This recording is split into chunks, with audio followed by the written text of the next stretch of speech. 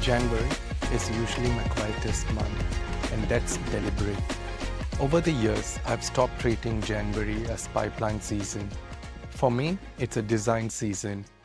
It's when I step back, review the territory, and decide where I am actually going to spend my next 12 to 24 months. Because in enterprise identity, outcomes aren't created by activity, they're created by positioning. And a few folks have asked me how I think about structuring long cycle deals.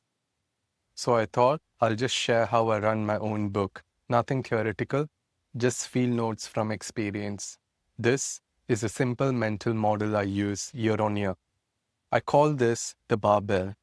It's basically capital allocation. Time and attention are limited. So instead of spreading effort evenly across 20 accounts, I concentrate energy where returns are the highest. Heavy on the edges, light in the middle. Identity deals don't close in quarters. They run on cycles.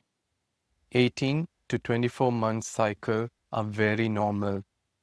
You're looking at spending effort over activities like architecture reviews, risk and compliance, budget creation, managing multiple stakeholders globally, and procurement gates. These are transformation programs, not transactions. So pushing harder each quarter doesn't really change outcomes. Designing early does. Let's start on the left. These are my commitments. Usually just one or two serious pursuits. That's it. Because one real identity transformation can carry the entire year.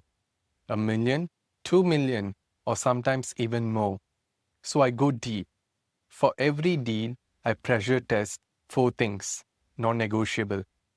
Problem, budget, power, and win plan. If any of those are weak, I don't commit. If they are strong, I invest heavily on executive alignment, architecture shaping, partner strategy, and also multi-year planning. I prefer depth over breadth. That's where enterprise deals are naturally won.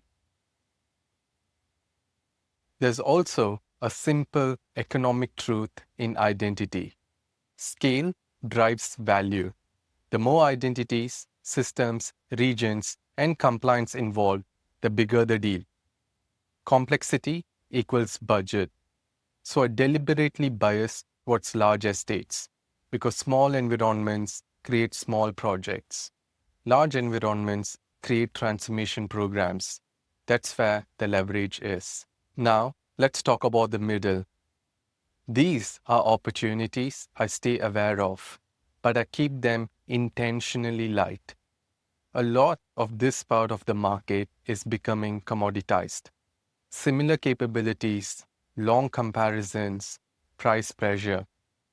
So deploying heavy senior time here rarely moves outcomes. Instead, I conserve energy. Stay present, step in only when timing changes. Because remember, timing beats effort. That discipline protects focus for the edges. On the right are category plays. This is next year's revenue. Accounts that may not close this year, but could definitely define the following year. And I start shaping them up early, mapping power, building trust, influencing the requirements, which is very important in identity, and needless to say, reducing delivery risk.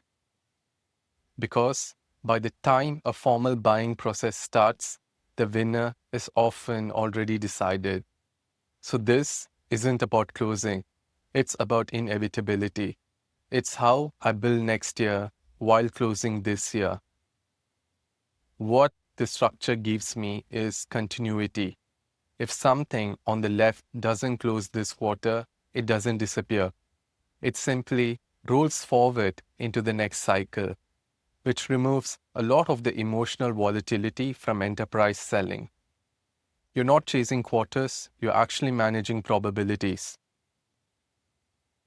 Last year, one large deal closed and several rolled into the next cycle.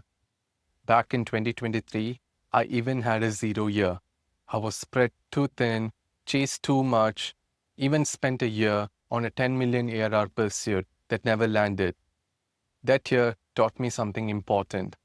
Enterprise sales isn't linear, it's probabilistic. So, instead of chasing everything, I designed the odds. So, for me, January isn't hustle season, it's thinking season. Design the year, commit deeply to a few, stay light where leverage is low, and start shaping next year early.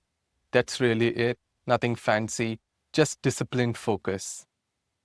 I'm still learning this craft every year, but this barbell approach has helped me stay consistent in a category where cycles are long and outcomes compound. Hopefully, this gives you a useful lens. If you're building an identity or any long cycle enterprise space,